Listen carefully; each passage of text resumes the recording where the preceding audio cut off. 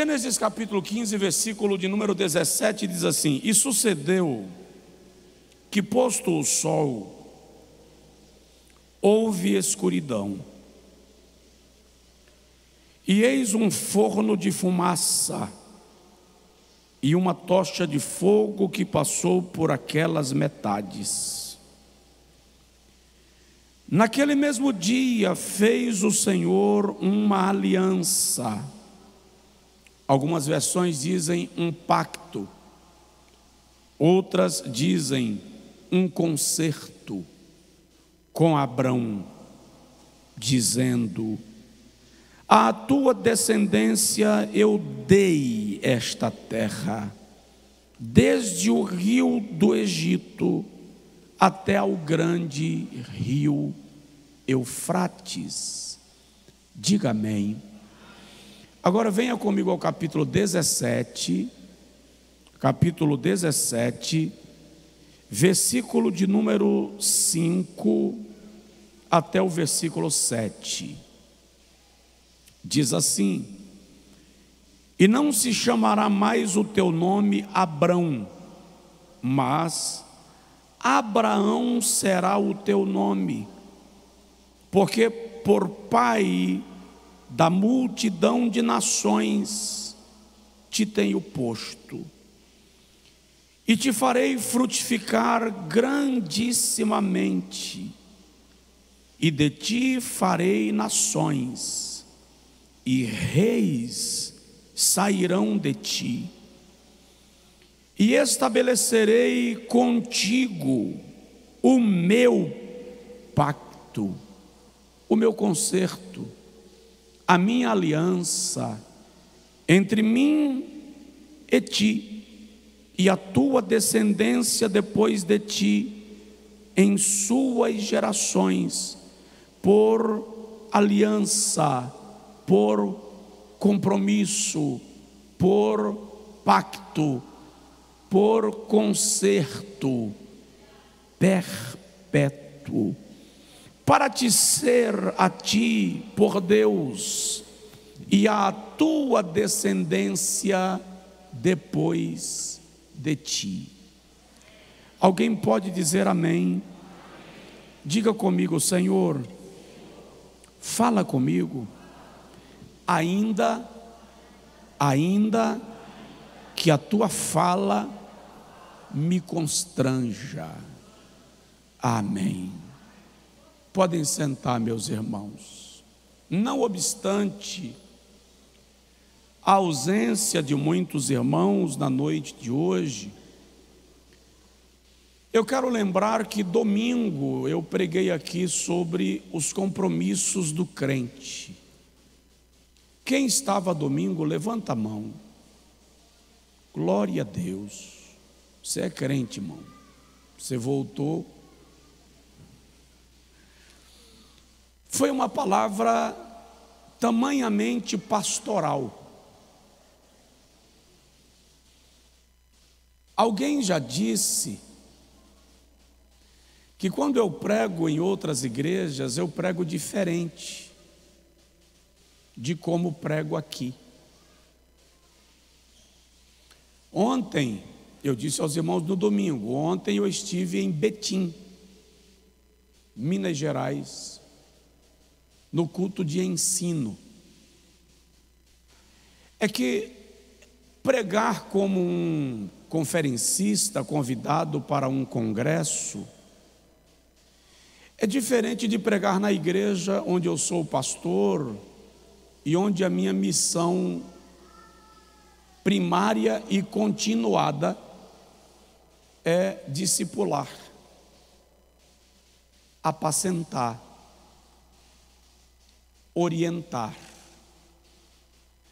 Há coisas que eu tenho a obrigação de falar no púlpito desta igreja que eu não vou falar no púlpito de outra igreja, porque é da obrigação do pastor dela. E eu tenho que entender esses limites e lei de protocolo, ainda que alguém discorde. E eu quero dar continuidade ao raciocínio, e hoje eu vou falar sobre comprometidos. E preciso lhe perguntar: qual é o nível do seu comprometimento com Deus, com o seu reino, com a sua igreja, com a sua palavra? Eu disse domingo que o maior desafio, ou um dos grandes desafios da igreja do século presente, é justamente formar cristãos comprometidos com os fundamentos da fé que professam. É, por sua vez, dever da igreja trabalhar esta formação, o que não é simples na geração que nós vivemos, que é uma geração diferente de todas aquelas que nos antecederam. Nós vivemos uma geração menos comprometida, de laços menos duradouros, uma geração que muda de lugar, de posição e até de pensamento, de acordo com o movimento da própria sociedade, do pensamento e com o avanço do conhecimento. Isto torna para a igreja odierna um desafio, porque aquilo que era da cultura do povo das décadas anteriores já não é mais uma prática comum nos anos que nós estamos vivendo. Para você ter uma ideia, os laços estão se quebrando de tal forma, os compromissos estão se quebrando de tal forma que, por exemplo, os casamentos já se dissolvem com uma facilidade tão pálida, e isso revela uma geração que não se compromete. As pessoas estão inclusive preferindo se comprometer com a criação de animais domésticos do que com outras pessoas, entende? Não é que eu sou contra criar animal doméstico, eu só preciso que a gente entenda que os laços de relacionamento têm que ser distintos, são diferentes. Já existe no mercado, inclusive, o lançamento de objetos de satisfação como robôs, com os quais conversar dentro de casa, para não ter uma outra pessoa, até porque com robô é mais fácil, qualquer coisa desliga. Então, vivemos uma geração sem compromisso. Quando envolve a igreja, eu disse aqui domingo, boa parte de nós se compromete com o time de futebol, com o supermercado onde faz a feira, com a farmácia onde compra Doril, mas não se compromete com a igreja em proporção ao menos semelhante. Aí quando a gente vem para as Sagradas Escrituras, a gente percebe que Deus é um Deus de compromisso. Deus é um Deus de aliança. Deus é Deus de pacto. No texto que nós lemos agora, de Gênesis 15, o Senhor chama Abrão e faz com ele uma aliança. E o Senhor diz para Abrão: edifica um altar, coloca nele o sacrifício, a oferta. E o Senhor descreve como Abrão deve proceder. E a Bíblia Sagrada diz que Abrão ofereceu a novilha, a ovelha, a cabra, a rolinha e o pombo sobre o altar, conforme orientação divina. E ele orou a manhã inteira e Deus não respondeu. Eu vou repetir: ele orou a manhã inteira e Deus não respondeu. Presta atenção, nem sempre Deus responde na hora que você ora. O texto sagrado diz que à tarde, Abrão passou a tarde inteira enxotando aves de rapina que queriam roubar o seu sacrifício. Agora veja só, pela manhã você ora, Deus não responde, à tarde o diabo te perturba, te ataca. No finalzinho do dia, a Bíblia diz que caiu sobre Abraão densas nuvens e trevas, e ele foi tomado de angústia e dormiu. Tenho para mim, e vou buscar entender esse texto de maneira mais próxima do texto bíblico original, tenho para mim que o dormir ali é desmaiar, se esgotou. Quando Abrão acorda, o fogo do céu havia descido sobre o altar. A fumaça subia para a presença de Deus. E o Senhor vem e diz a Abrão: eis que eu faço contigo um concerto. Eu faço contigo um pacto. Eu faço contigo uma aliança. E esta aliança será perpétua, será permanente. Presta atenção nisto, Deus não faz compromissos temporários. Deus não deseja relacionar-se conosco de maneira aventureira, casual, esporádica. Precisamos ter com Ele um relacionamento contínuo, permanente.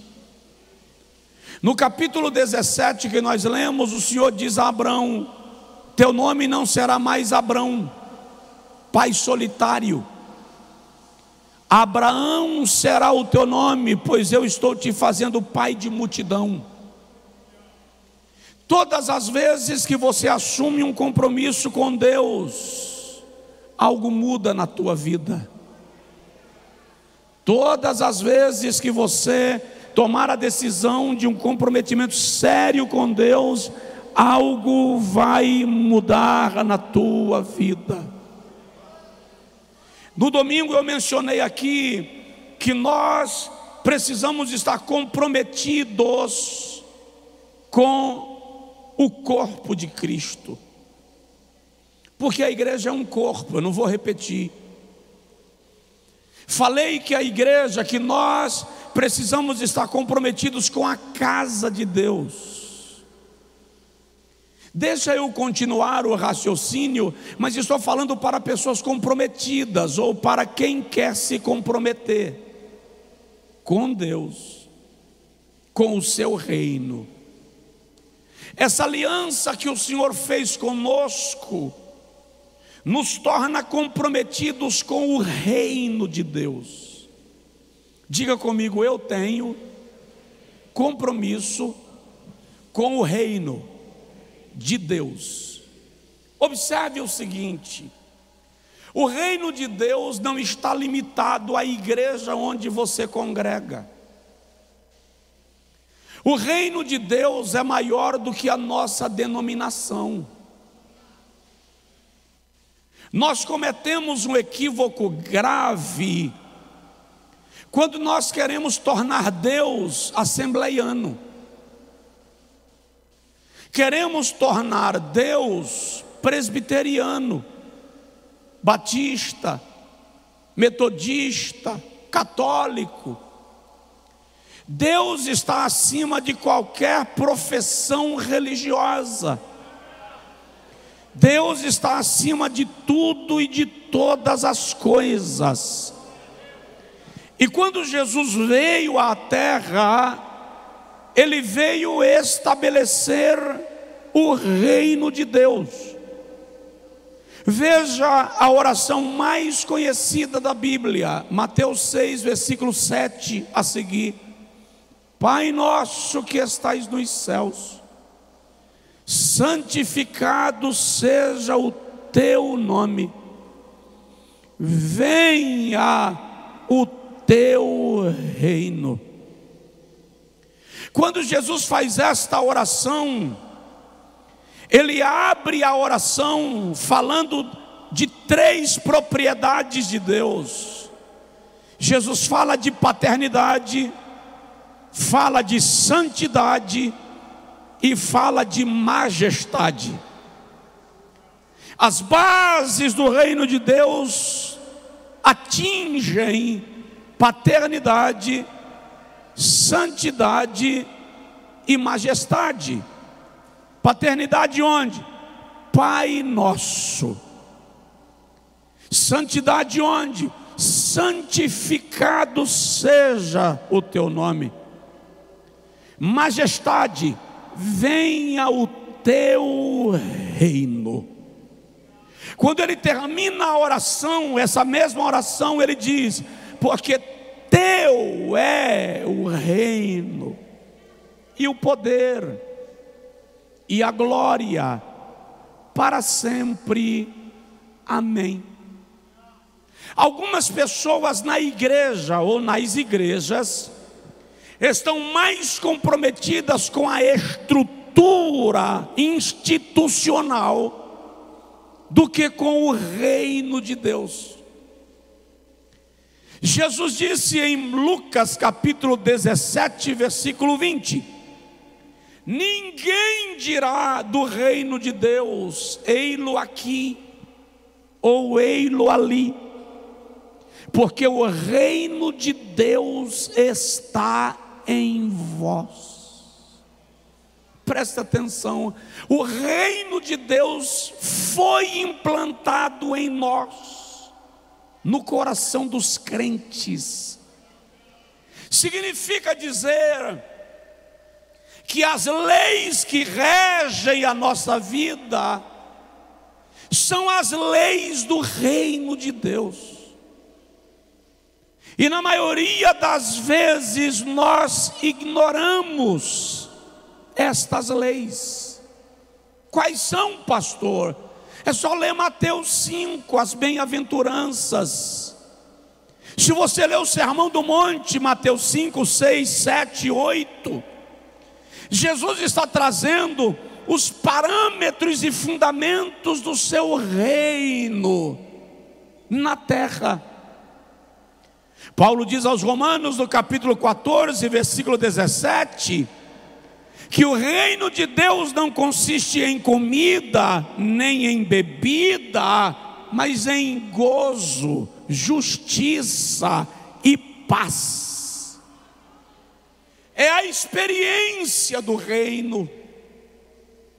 E a igreja, nós precisamos estar comprometidos com o reino de Deus. Significa dizer que onde eu e você vamos, representamos o reino. Irmão, você já parou para analisar que nós estamos transitando num território inimigo? Ei, a terra não é lugar afável. O mundo não é ambiente amigável. Por quê? Porque Jesus diz que Satanás é o príncipe deste mundo. João diz que o mundo inteiro jaz no maligno. Em João capítulo 15, versículo 18 e 19, Jesus diz assim: se o mundo vos odeia, sabei que antes de vos odiar a vós, odiou-me a mim. Se vós fosseis do mundo, o mundo amaria o que era seu. Mas, como vós não sois do mundo, porque do mundo eu vos tirei, por isso o mundo vos odeia. Essa ideia de ser igreja aplaudida pelo mundo é uma ideia enganosa. A igreja não foi estabelecida na terra para estar alinhada com o sistema mundano. Por quê? Porque ela é igreja. Olha o que João diz: não ameis o mundo. Primeira epístola de João, capítulo 2, versículo 14 a 18. Nem o que no mundo há. Se alguém ama o mundo, o amor do Pai não está nele. Porque tudo que há no mundo, a concupiscência da carne, a cobiça dos olhos e a soberba da vida, não vem do Pai, e sim do mundo. Aí João diz: ora, o mundo passa, e a sua concupiscência, mas aquele que faz a vontade de Deus permanece para sempre. Significa entender que nós estamos transitando em território inimigo. Deixa eu te contar uma verdade que talvez você não tenha pensado. Satanás desejou lhe matar hoje. Sabe aquele cachorro que não aguenta ver uma panturrilha e baba com vontade de morder? O adversário olha para você e fica pedindo uma chance de te despedaçar, porque você está em território inimigo. Porque o diabo não consegue destruir a sua vida, porque eu e você, nós, a igreja, nós andamos debaixo de um salvo-conduto.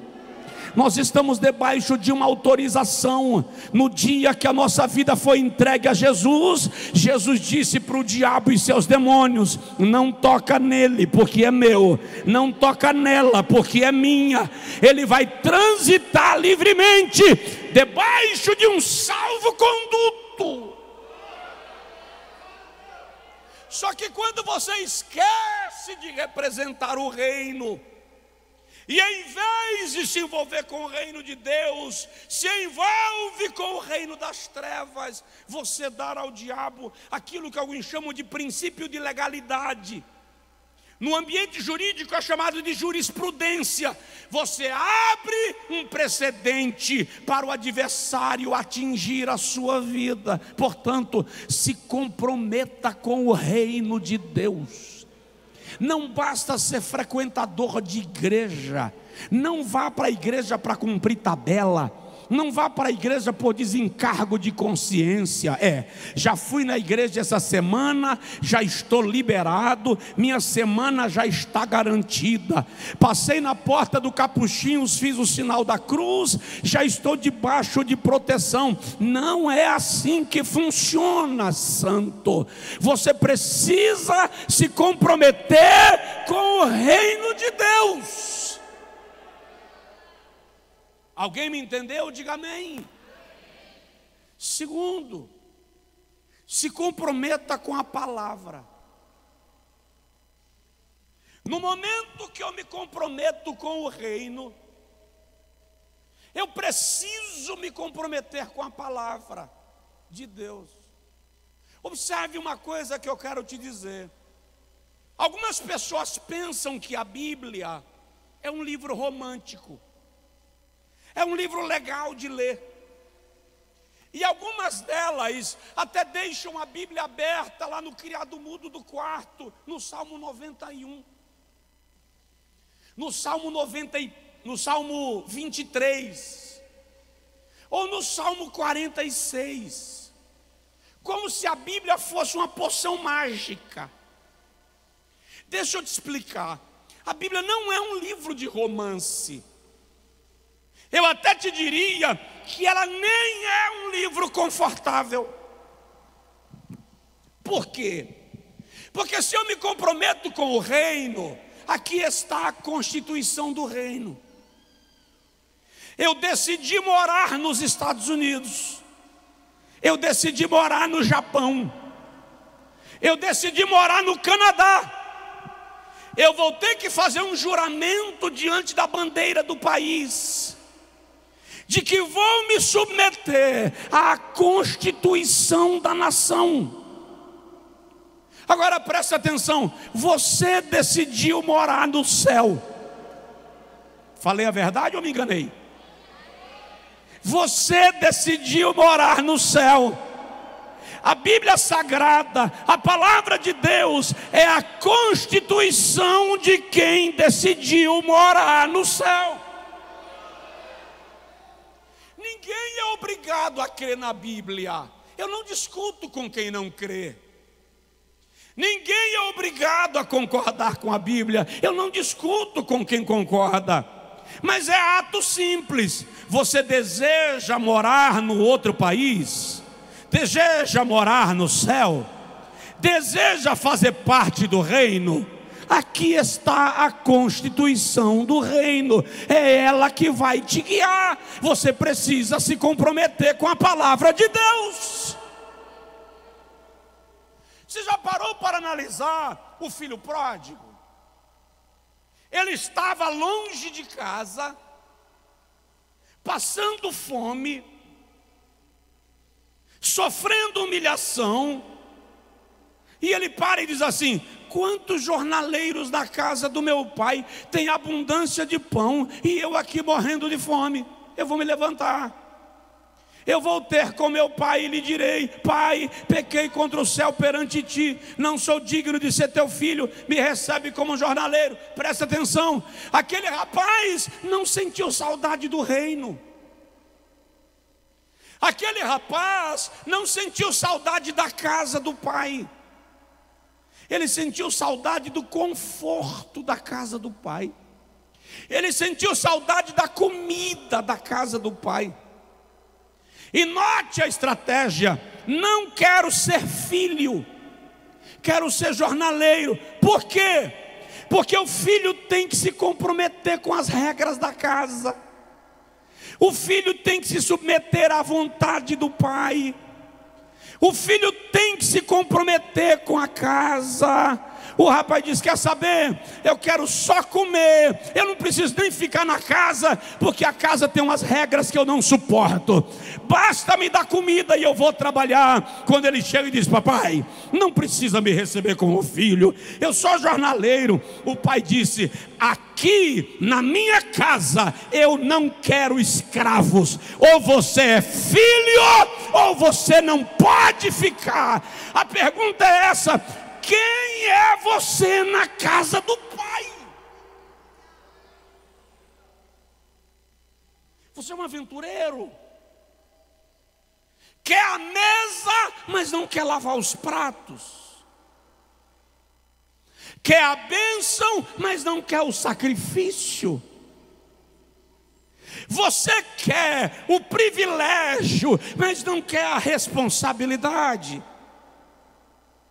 Tem gente pensando que igreja é como restaurante. Você come, paga a conta e não se preocupa com os pratos. Deixa eu te falar, igreja não é restaurante, é organismo. Você precisa entender que a sua oferta e o seu dízimo não paga a comida que você comeu. Oferta e dízimo é ato de adoração. Você dá por espontaneidade, porque você reconhece a provisão divina na sua vida.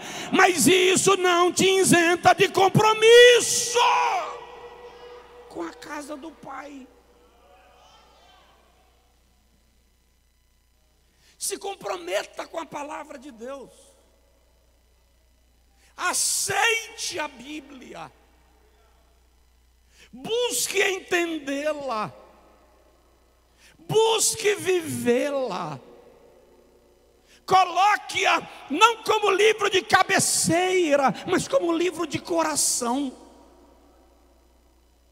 Esquece essa ideia de ir na igreja para fazer o que você deseja, cumprir tabela, desencargo de consciência. Não, igreja não é academia. Aqui você não faz dieta. Aqui você cresce espiritualmente. Não romantize o evangelho. O evangelho nem sempre conforta, às vezes confronta. Às vezes o evangelho tira o conforto, em vez de dar conforto. Muitas vezes o evangelho não te consola, te faz chorar. Por quê? Porque vai mexer no cascão que ninguém toca, vai mexer no pecado escondido que ninguém sabe, mas o evangelho vai lá e penetra, e mexe, e incomoda, e tira a tranquilidade de alma. Mas Charles Spurgeon, um dos grandes pregadores da história da igreja, disse uma vez: se a sua pregação não ofendeu os seus ouvintes, você pregou qualquer coisa, menos o evangelho. Porque o evangelho vai constranger a gente. Então, nós precisamos ser comprometidos com a palavra. Eu acho, e agora ninguém se tenha por magoado, por favor, que tem algumas igrejas e alguns líderes fazendo um grande favor para o diabo. Pastor, isso é grave, isso é heresia. Então eu vou repetir: tem algumas igrejas e alguns pregadores fazendo um grande favor para o diabo. Que favor, pastor? Reúne o povo para ouvir qualquer coisa menos a palavra de Deus. Dá a sensação que eles estão indo para o céu, mas estão indo para o inferno. E o diabo está dizendo: obrigado por me ajudar a arrebanhá-los. A palavra de Deus corrige, norteia, direciona, confronta, transforma, impacta. E eu sinceramente não quero ser pastor que contribui com o diabo para levar sua alma para a eternidade sem Deus. E a única chance que eu tenho de fazer o inverso é pregando a palavra de Deus para você. Não adianta pregar o que eu penso, pregar o que eu acho, pregar o que eu gosto, não serve. Tem que ser aquilo que está escrito na palavra de Deus. Ah, pastor, mas cada um interpreta a Bíblia como quer. É outra heresia terrível. É uma heresia revoltante alguém me dizer que cada um interpreta a Bíblia como quer. A Bíblia não está submetida à minha interpretação. Ela tem uma mensagem central. Eu tenho obrigação de ensinar o que ela diz. Vamos lá. Terceiro lugar. Primeiro, você tem compromisso com o reino de Deus. Segundo, você tem compromisso com a palavra de Deus. Terceiro, você tem compromisso de servir a Deus. Dá uma provocada no irmão do seu lado aí, fala com ele assim: você é servo. Repete para pirraçar: você é servo. É incrível como nós queremos ser servos senhores. Nós queremos ser servos donos. É tanto servo arrogante que Jesus tem. É tanto servo exaltado que Jesus tem, que de vez em quando eu tenho que me perguntar que tipo de servo somos. Tem uma frase que eu já citei aqui, ela é um trocadilho muito interessante, diz assim, ó: o servo não tem direito. O único direito que o servo tem é o direito de não reclamar pelo direito que não tem. Vou repetir para você decorar: o servo não tem direito. O único direito que o servo tem é o direito de não reclamar pelo direito que não tem. Aprendeu? Nós temos compromisso de serviço. E tem hora que para servir a Deus a gente fica colocando coisinha, querendo tapete vermelho para servir a Deus, fazendo charme para servir a Deus. Não faz muito tempo eu estava num evento e eu já tinha pregado. A minha responsabilidade era pregar até aquele dia pela manhã. À tarde eu viria embora, à noite era outro pregador. Daí eu percebi um certo desconforto ali no líder de jovens. E eu perguntei para ele: está tendo algum problema? Ele disse: é porque eu não consegui completar o valor X da oferta de X. E o camarada diz que não vai pregar se não entrar na conta antes do culto. Eu disse para ele: a passagem de volta dele já está comprada. Já, manda ele para casa. Manda ele para casa descansar, ele está estressado. Mas pastor, como assim? Irmão, manda, porque se ele não pregar, Deus levanta no meio da multidão alguém, dá a palavra, dá a graça, dá a unção e fala.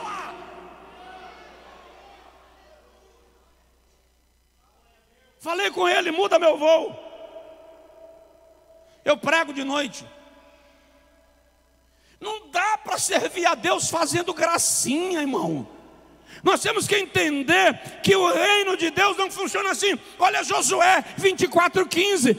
Escolhei hoje a quem quereis servir. Se aos deuses a quem serviram vossos pais lá no Egito, ou se aos deuses dos amorreus em cuja terra habitais, porém eu e a minha casa serviremos ao Senhor. Mas servir a Deus às vezes dói, porque não é sempre que servir a Deus é confortável. É um privilégio dolorido ou doloroso. Lá no primeiro livro dos Reis, capítulo 18, Elias diz assim: se Baal é Deus, segui-o. Se Jeová é Deus, servi-o. Salmo 100. Celebrai com júbilo ao Senhor todos os moradores da terra. Servi ao Senhor com alegria. Vou repetir: servi ao Senhor com alegria. Lá em Malaquias capítulo 3, versículo 18, tem um grupo de gente dizendo assim: não vale a pena servir a Deus. Está lá em capítulo 3 de Malaquias. Nós servimos a Deus e sofremos, os ímpios não servem a Deus e prosperam. Aí o Senhor chama Malaquias e vai falar com o povo e diz assim: eu ouvi as vossas murmurações, e naquele dia eu me assentarei para refiná-los, como ourives que refina a prata e que purifica o ouro. E o Senhor diz assim: e eu pouparei aos que me servem, assim como um pai poupa ao seu filho. E olha que coisa linda, Jeová diz assim: vós sereis o meu tesouro particular. E outra vez vereis a diferença entre o justo e o ímpio, entre o que serve a Deus e o que não o serve. Dá um toque de leve no irmão do seu lado e fala com ele assim: serve a Deus com alegria. Serve a Deus com alegria. Enquanto você serve a Deus, o reino de Deus trabalha em teu favor. Enquanto você serve a Deus, Deus está atento às tuas questões. Aí eu vou parar de fazer a obra até Deus resolver meu problema. Não faz isso. Fazer a obra de Deus te alimenta. Fazer a obra de Deus te nutre espiritualmente. Vou entregar meu cargo até Deus me tirar dessa luta. Tudo que Satanás quer, te afastar do vínculo do reino. Continue servindo, continue servindo. Está doendo, pastor Jeová está vendo. Estou apanhando, pastor Jeová está vendo.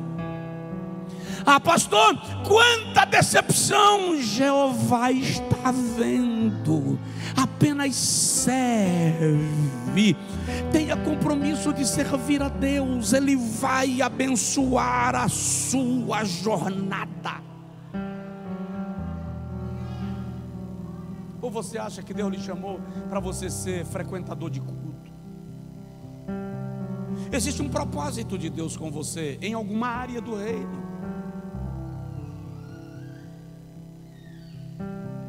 Quarto lugar, você tem compromisso de santidade. Compromisso de santificação. Irmãos, o que é ser santo? Não é viver num mosteiro, não é se enclausurar. A terminologia da palavra santidade dá a ideia de separação. Separado de, para uso e posse de Deus. E é interessante, eu amo na Bíblia os detalhes, porque a Bíblia deixa muito claro que ninguém anoitece cão e amanhece anjo. Santidade é um processo gradual. Provérbios 4,18 diz que a vereda do justo é como a luz do amanhecer, que vai brilhando mais e mais até ser dia perfeito. Paulo diz aos Coríntios, na segunda carta, capítulo 7, versículo 1, assim: aperfeiçoando a vossa santidade, tanto na carne quanto no espírito, no temor de Deus. Eu me lembro que uma certa feita eu preguei na sede da ADEF sobre aperfeiçoando a santificação. E naquele dia eu disse assim: sabe aquela situação que você não suporta? Que você diz assim: essa aqui se fizer comigo eu devolvo. Se isso aqui acontecer comigo, o neguinho vai ver. Não tem aquele calcanhar de Aquiles que você diz: ah, se mexer aqui o velho homem levanta. E às vezes Deus permite só para aperfeiçoar a santidade. Me lembro que umas 2 semanas depois, Jones devia ter uns 8 anos, 9 anos. Umas 2 semanas depois dessa pregação, eu estava indo para casa depois do culto, na Avenida de Contorno. E um camarada numa D20 saltou um quebra-molas e caiu em cima do meu carro. Naquela época eu tinha, acho que um Corsa, um Vectra, não lembro. Eu sei que a caminhonete caiu em cima do meu carro. Jones estava no banco de trás. Eu chamei Jones uma vez, ele não respondeu. Chamei a segunda vez, ele não respondeu. A terceira vez eu não chamei, eu dei um grito. Eu não sei como, ele apareceu no banco da frente. Eu não vi a hora que ele passou, não sei se foi por cima, se foi pelo meio, se foi por baixo. Eu sei que ele estava no banco da frente, aí eu me aliviei. Quando eu desci do carro, irmão, e vi lá a caminhonete em cima do para-brisa traseiro do carro, e aquele estrago, aí o cara desceu da caminhonete e fez assim, ó: e eu não pago nada.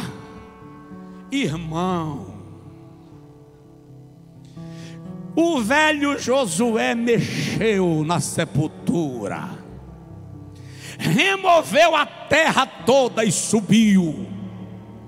Eu fui em direção ao camarada, mas eu fui com vontade.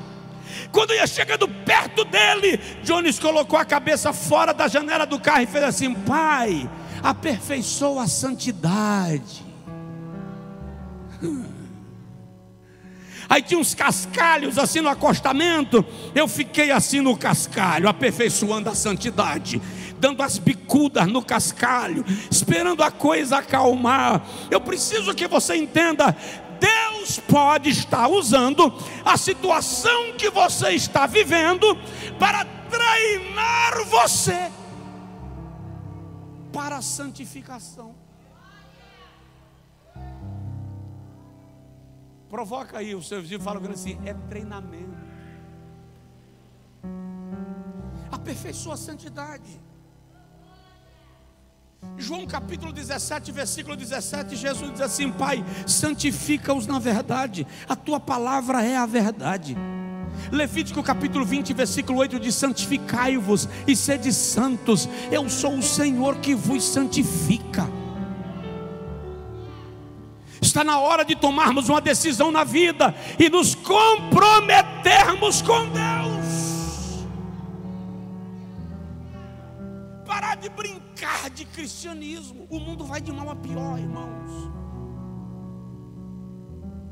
O mundo está descambado numa ladeira sem fim.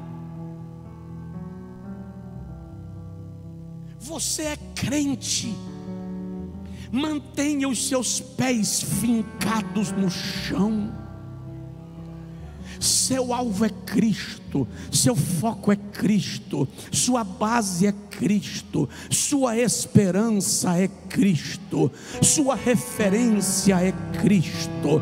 Só quem recebe essa palavra e pode, honre o nome de Jesus, glorificando a Ele.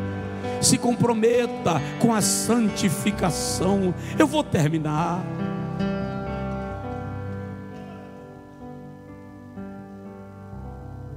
Eu queria falar ainda, mas vou só citar. Se comprometa com a gratidão. Larga a mão de ser reclamador. Larga a mão de ser murmurador. Tem gente que murmura de tudo. Murmura da cama que dormiu, da coberta que cobriu, do café que tomou pela manhã. Murmura do Uber que veio buscar no portão de casa, do ônibus que pegou no ponto. Chega do trabalho murmurando. Você reclama de tudo e tua vida continua travada, enroscada, porque cada vez que você murmura, você alonga o processo de angústia e provação. A Bíblia diz no Salmo 100: entrai pelas suas portas com louvor e em seus átrios com ações de graças. Louvai e bendizei o seu nome. Seja grato. Seja grato.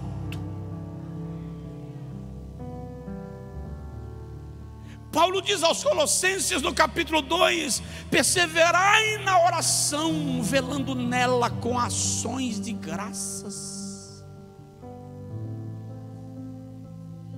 Agradece pelo lugar que você mora, agradeça pelo trabalho que você tem, agradeça pela roupa que você veste, pelo sapato que você calça.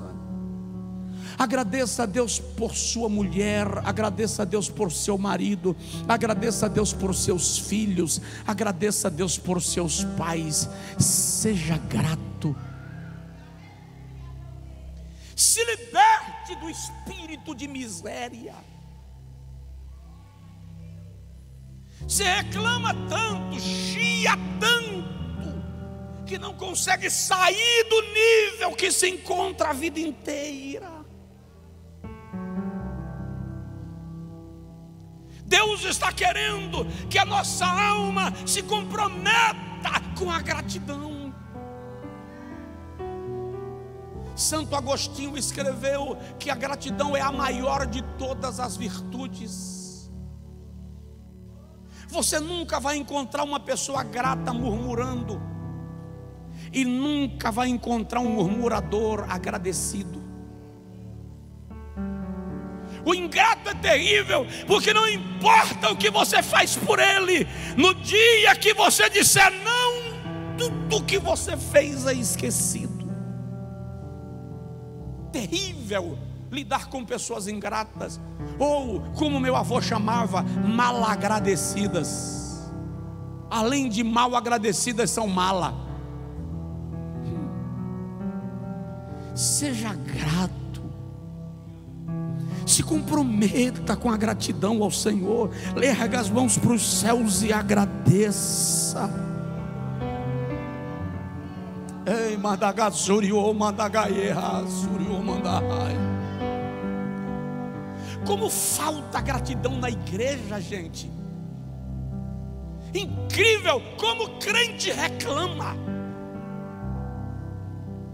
Somos o povo que deveria ser mais agradecido na terra, porque pelo menos conhecemos o princípio da graça. Encontrei um rapaz em Brasília, e ele disse: pastor, levei a minha mãe para o hospital com câncer, em estado terminal. E ele disse que quando a maca ia levando a mãe dele no corredor, ele colocou a mão dele no peito da mãe e disse: minha mãe, eu vou falar como Jó. E a mãe disse: fala, meu filho.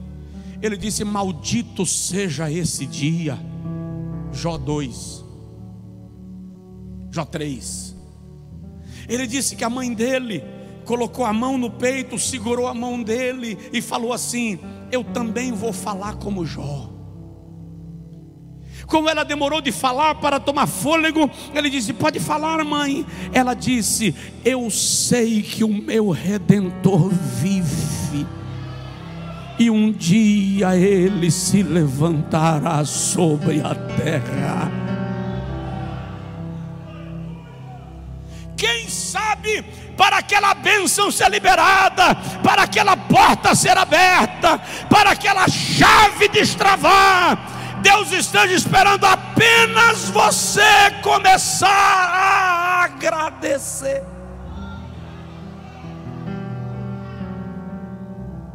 Aleluia,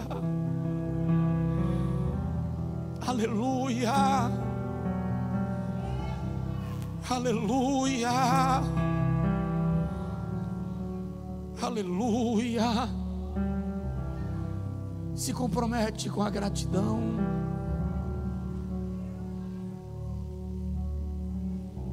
Se comprometa. Eu falo outro dia, com a oração.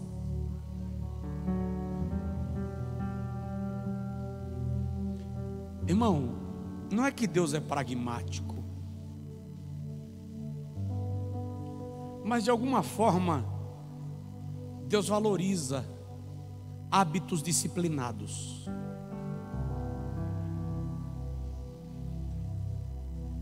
Tenha um momento seu para orar.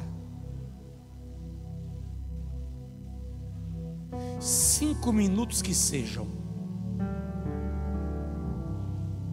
Estabeleça uma disciplina. Tal hora eu vou orar 5 minutos todos os dias.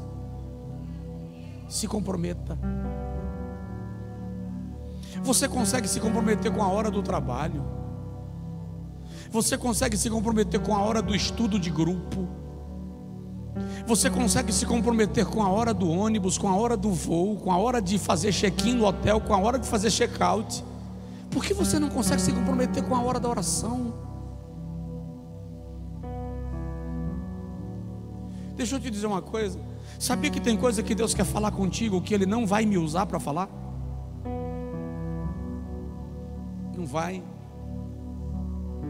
Tem coisa que Deus quer falar contigo que Ele não vai mandar profeta falar. Há coisas que Deus quer falar contigo que Ele só vai falar contigo no teu momento de intimidade, no teu momento de comunhão, no teu momento de oração. Não é por acaso que em Israel havia a hora do sacrifício. A Bíblia diz que Pedro e João subiam à porta do templo à hora 9. Eles tinham hora para falar com Deus. Deus não está limitado ao tempo, Deus não está limitado ao lugar. Tem até uma fala antiga que diz: de madrugada a fila é menor. Não, pode até servir poeticamente, teologicamente não. Deus não permite fila. Você ora e Ele te atende, mas tenha uma hora na sua vida que você diz: aqui sou eu e Deus.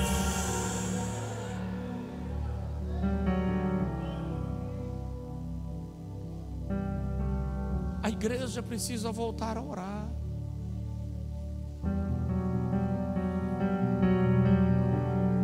Fica de pé quem puder. Eu vou parar, senão eu vou continuar pregando.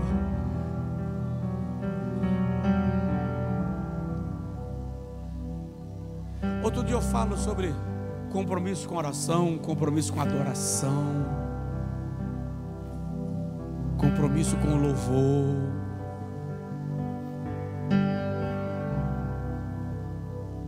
Mas se comprometa. Entra no teu quarto.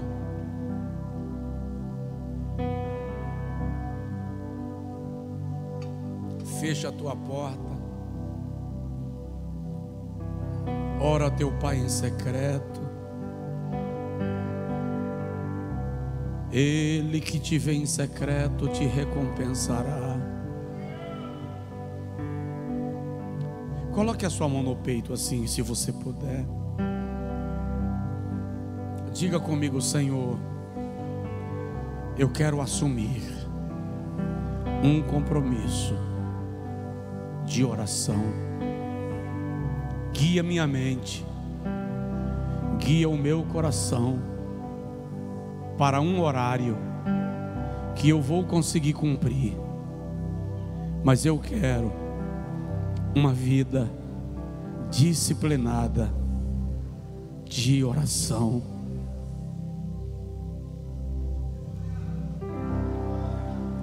Há um pastor norte-americano chamado Robert Liardon. Ele é pastor na cidade de Seattle. E ele conta que ele orientou o filho dele: quando o papai estiver orando, se o telefone tocar, você atende. E você avisa que depois papai retorna, porque papai está falando com Deus. Ele disse que um dia estava orando, o telefone tocou. E ele encerrou a oração, ficou em silêncio para ver se o filho ia atender da forma correta. O menino. E ele disse que o menino atendeu o telefone e fez assim: meu pai não pode falar agora, ele está falando com Deus. Mas algum tempo alguém ligou novamente, o menino repetiu: meu pai não pode falar ainda, ele está falando com Deus. Diz que depois de algumas horas o telefone voltou a tocar. O menino atendeu e disse: espera que eu vou ver se ele já terminou. Aí o menino chegou na porta do escritório dele de casa. Ele ainda estava de joelho, só que agora ele estava em silêncio. O menino voltou e falou no telefone: meu pai não pode falar ainda, porque agora é Deus que está falando com ele. Aleluia.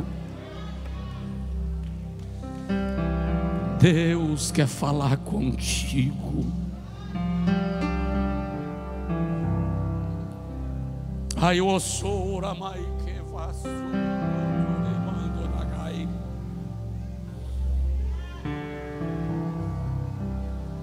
Se você se comprometer,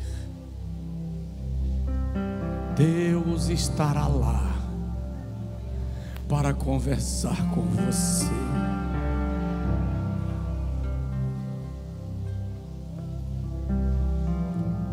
Eu sei que Deus é espírito. Eu sei que Deus não precisa de cadeira para sentar, sofá. Deus é espírito.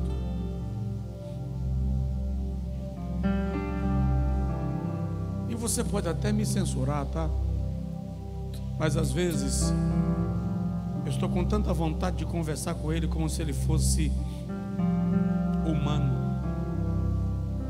Eu tenho na minha biblioteca uma cadeira que eu comprei para orar. Ela só é usada para isso. Essa semana eu cheguei na biblioteca, o gato de Catarina e de Vitória estava na minha cadeira de oração. Eu falei: vai se converter. Às vezes eu puxo a outra cadeira, coloco perto e digo: Senhor, senta aqui do lado para a gente conversar, porque eu tenho algumas coisas sérias para falar. Eu sei que Deus não precisa sentar, mas o meu coração muitas vezes precisa desta experiência. E quantas vezes, e o que eu gosto quando Deus fala, é que as falas de Deus normalmente são curtas. Pelo menos quando fala comigo, normalmente são falas curtas. Mas é incrível como as falas curtas de Deus esclarece tudo, traz luz completa, dá direção. Vira para o seu vizinho e diz para ele assim: Deus está te fazendo um convite. Fala com ele: Deus está te fazendo um convite. Ele está convidando você para a oração.